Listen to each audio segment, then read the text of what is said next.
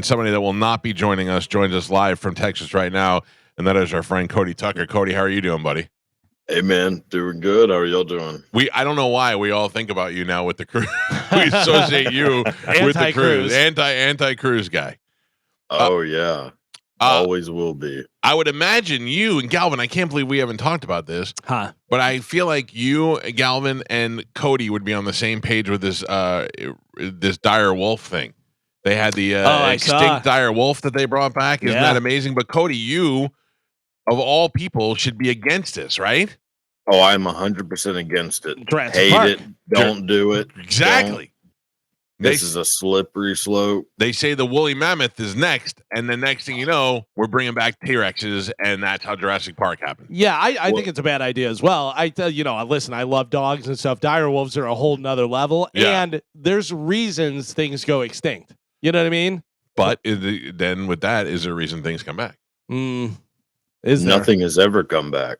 Right, but now we have that technology. So now do we say because we can, should we? The answer is no. All of a sudden we're burying our dog in the pet cemetery, and it comes back and chews everyone's face off. Yes, and the next thing you know, we've got 20-foot tall reptiles that we can't control, and they're running through the city eating children. Well, I'm for that. As long as they're eating children. Yeah. Well, bring back the dinosaurs. I'm cool with bringing back dinosaurs in a safe environment. If we could put dinosaurs on an island like Jurassic Park and make people be able to go there, and that would be pretty amazing to see. Even Jurassic Park, they said, look, you can charge $1 million a day, and you would still sell tickets for people to see this. Oh yeah, I would sell a kidney to go. Yeah. Although I got to tell you, I think it'd be a letdown because I kind of think dinosaurs would be the same as like when you see elephants walking by. It's basically that. It's just a bigger elephant. Well, that's a good point. Yeah, I just they just need to not be bringing stuff back. Like you don't know what diseases they might have naturally had, and now we don't know. Like there's a movie called The Thaw with Val Kilmer, rest in peace, that pretty much covers this whole thing, and it didn't work out well for those people. So, well. I don't think it's.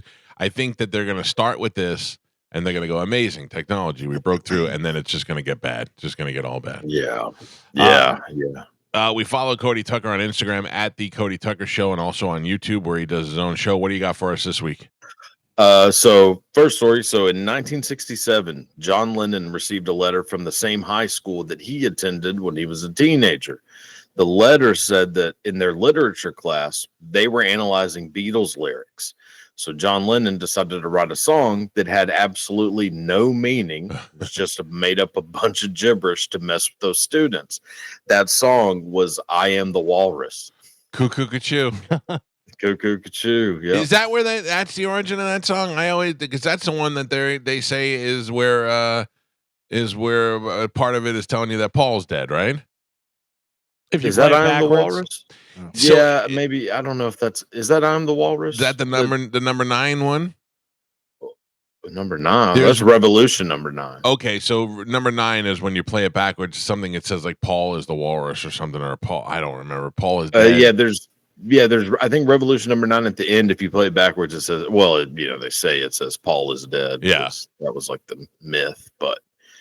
Yeah, nothing scared me more than that when I was a kid. My mother took us to a church, and that church had a whole guy come in and talk about backward masking, and he played Led Zeppelin backwards, and nothing. I couldn't listen to any music anymore. I was so scared that it was going to talk backwards to me.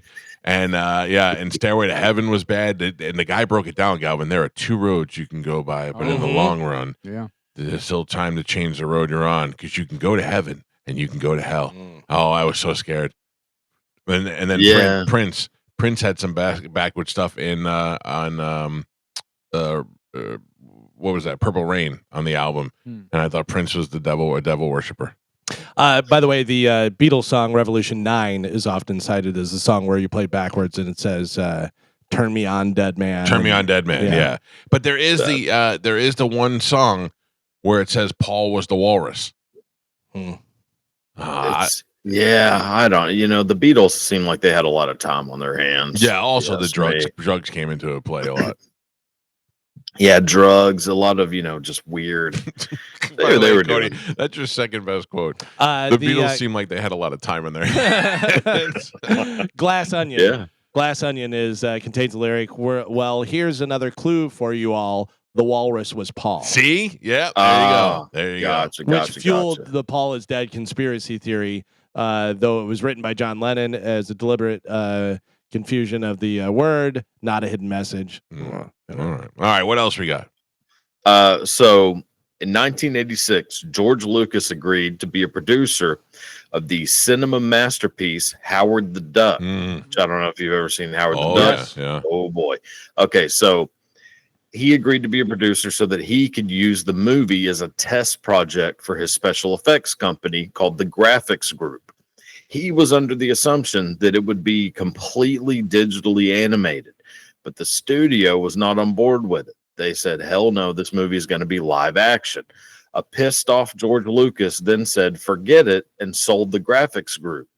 The person he sold the company to was a young man named Steve Jobs, who took the company and renamed it Pixar. So that's how Pixar came about? That's how Pixar, it was going to be Howard the Duck. Now, have you seen Howard the Duck? Oh, yeah. That is an awful, ridiculous movie about a duck who has got the traits of a human being and actually has sex with the mother from Back to the Future. Leah Thompson. Yeah. That's And Howard the Duck made an appearance at the end of Guardians of the Galaxy. Yeah, because he is a Marvel. Yeah, he's a Marvel Comics hero. I think. Yeah, it's based on based on a comic book. I felt like that hurt the end credit scenes when that was the big reveal. Yeah, that was pretty dumb. Yeah, it was dumb, and all those kids that went to see it, they don't know who Howard the Duck is. There's but Howard the Duck has a cult following of people for the comics and for the movie. Oh, I remember the biggest thing. Remember in the opening sequence when Howard's being taken from the planet, there's the duck with the duck boobs. Yeah, they had real duck breasts, and she's in the bathtub completely topless with the duck boobs. It's the weirdest thing. It's the weirdest thing ever. I don't like it. Bring that back. Bring that back. Yeah, feathery boobs are not really a great look for duck anyone. Boobs was so weird. Listen, you put that on an island, I'm going. What do you got coming up on your show, Cody? Probably just doing a few more little solo podcasts. That's kind of. I saw you were back. I saw you were back solo last week. Yeah. I'm kind of, I enjoy doing that. There's Do you do comments and stuff, or take any interaction with anybody, or you just ramble forever? No, it's just rambling. I try not to have any interaction with most people in the outside world. That freaks me out. This is about it. Yeah. I need to know that there's somebody there. I need to know, even when I do Instagram lives, I need to know that somebody is on the other side. If there's less than 100 people, I don't want to talk to anybody. Oh, well, I mean, I'm sure there's not really that many people that are watching anything I do, if I had to guess. So. I don't know, man. You got quite the following. All right. If you want to follow Cody, you can find him on Instagram and YouTube at The Cody Tucker Show. And he usually joins us on Thursdays. I appreciate you being flexible, because tomorrow we'll be in the worst place, according to you. We'll be headed on to the cruise. Yeah, I mean, Godspeed to all of you. My God. And he never heard from us again. Yeah. All right. Well, we'll catch up with you when we get back. Thank you, Cody. Thanks, man. Y'all have a good one. Take it easy. There you go.